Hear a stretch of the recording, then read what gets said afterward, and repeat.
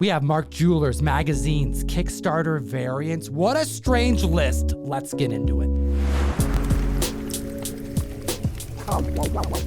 Another week, another list, hot comic books. Hit the like and subscribe button. The runners-up over on Key Collector Comics was insane, and that's where you can get the giant list we sourced these 10 books from at the list at number 10. Marvel Superhero Secret Wars issue number 8 with a Mark Jeweler ad on the interior. Yeah, the list starts off pretty normal, but it gets weirder and weirder as it goes on. Secret Wars 8 has been hot since forever, but especially since Eddie Brock left that little piece of symbiote at the end of Spider-Man No Way Home, and then we get the announcement for Avengers Secret War, which will finalize Phase 6. We have a CGC Mark Jewelers to report on. It's an 8.5, and it last sold for $355 back in July. It's up now 20%, selling for $425. What's very intriguing is that Mark Jewelers have become easily the most sought out after variants of books that are not necessarily variants. I'm talking like newsstands, Whitmans. Mark J's are the ones that people are after because they make up for under 5% of the print run, and they hardly come up for sale, especially in high grade. The 9.0 last sold for $125 back in 2019. The 9.2 last sold for $280 back in July 2020. The 9.4 last sold in December 2021, heart of the comic boom, for $486. Yeah, so keep that in mind, $486 for a 9.4. The 9.6 hasn't seen a sale since October of 2019, according to GPA, and it only sold for $155. And a 9.6 is the highest in grade on GPA that contains a Mark Jeweler insert, the origin of the black suit, the symbiote that would later bond to Eddie Brock and create Venom. Next at the list at number 9, Thunderbolts number 1, debuting in 1997. A team comprised of villains led by Baron Zemo, shocking all Marvel readers in 97. We got the lineup of the Thunderbolts movie at D23, which includes the Red Guardian, Yelena as Black Widow. It has the Winter Soldier, U.S. Agent, Taskmaster, Ghost, and even Contessa. But what everybody wants to know is, where is Baron Zemo? Conspicuously absent from D23, could they be surprising us with the reveal? I digress. With an increase of 100% in copies sold week over week, we have at number 9 Thunderbolts 1 with a 9.8 selling for $320 back in 2021, up 36% this week with an all-new record breaker, an increase of over $100, selling for $435 at the list at number 8.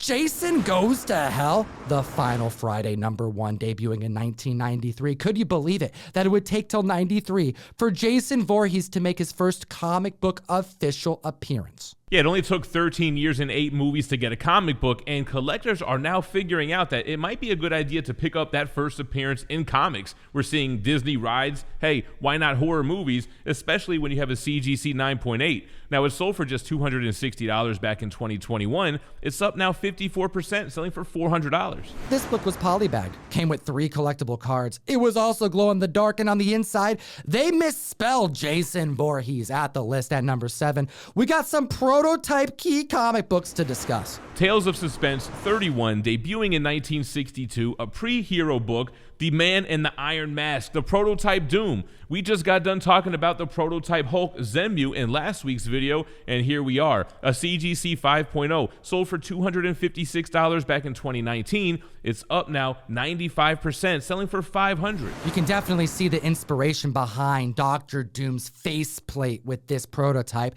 and this book hardly exists in any grade. I looked at the census. A 5.0, there's only 17 copies. The 8.5, 10 copies. 9.0, 14 copies. And of a 9.2, only 1. And the last sale was in 2014, and it sold for $22.50. At the list at number 6, Breaking Bad, number 1, debuting in 2013. I just got done talking about rides making their first appearance in comics, movies making their first appearances, so why not TV shows? And why not a hit show like Breaking Bad? A CGC 9.6 sold for $191 back in 2021. It's up 162%, now selling for $500. But there is a decrease in the 9.4.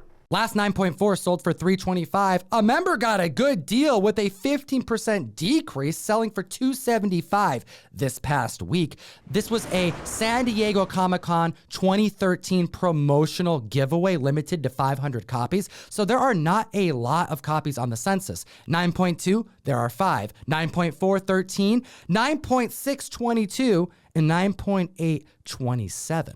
Halfway through the list, coming in at number 5, we have Pop Kill issue number 4. Now, this was a Kickstarter book, making it on the list because of a CGC 9.8 sale. We have an Adam Hughes variant of the 40-page adult-themed comic book written by Jimmy Palmiotti, Dave Johnson, and Juan Santa Cruz. Kickstarter funded this 4-issue miniseries. And if you backed this issue, you also would have got a Bill Sienkiewicz variant as well for a total price of $60. Now, if you guys know anything about crowdfunding books, there are certain tiers and unlockables. Now, based on the number of backers, it places the amount of variants printed at just 270 copies. There's a whole category on Key Collector Comics for Kickstarter and Indiegogo entries, but we have a 9.8 last October sell for $1,500, up 27% this past week for $1,900. Now, speaking of crowdfunding comics, I actually have an Indiegogo campaign live right now with Dynamite Entertainment.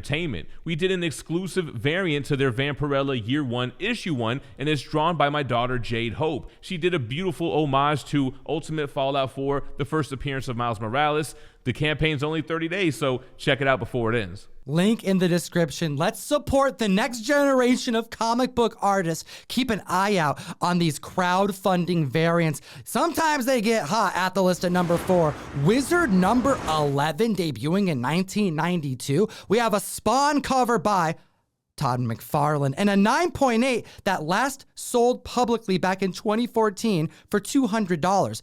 Doesn't come up often. A lot of people read their Wizards when they got them. But does it justify a 400% uptick selling for $1,000? Hot damn. Man, I love me some Wizard magazines, especially the Todd McFarlane covers. This is one that you don't see come up as often, as Wizard 1 is the one, but it's probably due to that Todd McFarlane signing that he's doing with CGC. And now at the list at number 3, we have all new Ghost Rider number 1, the Felipe Smith 1 in 25 variant. We have the first appearance of Robbie Reyes. We've had a Ghost Rider on horseback. We've had multiple Spirits of Vengeance riding motorcycles. And now we've got Robbie Reyes riding a 69 Dodge Charger. A CGC 9.6 sold for $750 in 2021. It's up 117%, now selling for $1,625. The 9.8 sold for $1,000 back in November. It's up 118%, now selling for $2,175. And get this, this isn't the main book to spec on as it pertains to this character, because there is a Trad Moore 1 in 50 variant that raw high average sales start at right around $400 to $500. If the 1 in 25 is seeing gains of over 100% since the last 9.8 sales, imagine what that 1 in 50 is going to do. We're going from modern variants and first appearances of new characters way back to the golden age for number 2 on the list, Adventure Comics 210, The Bestest Boy, the first appearance of Crypto the Superdog.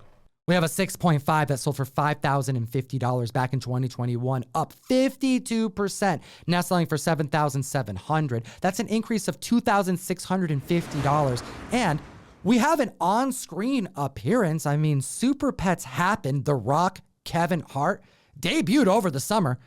Does anyone know that this movie happened? Like, I completely forgot that this was a thing. Let me know in the comment section below. I'd enter you to win this Omni-Man cover on Invincible number 1 for our 55K milestone giveaway. Did you forget about this, Jem? Because I did.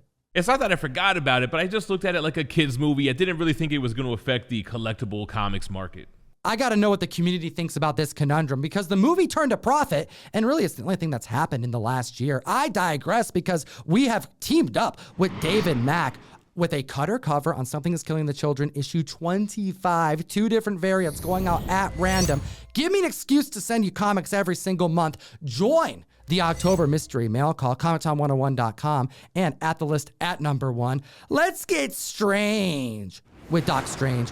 Strange Tales 110 debuting in 1963. Now this is a triple key, the first appearance of Doctor Strange, the first appearance of the Ancient One, but the real reason why I think this book made the list this week is Wong. Whoa, that's a bold claim. You know, this is Doctor Strange's first appearance, and this is a lot of money. We're talking about a 9.4.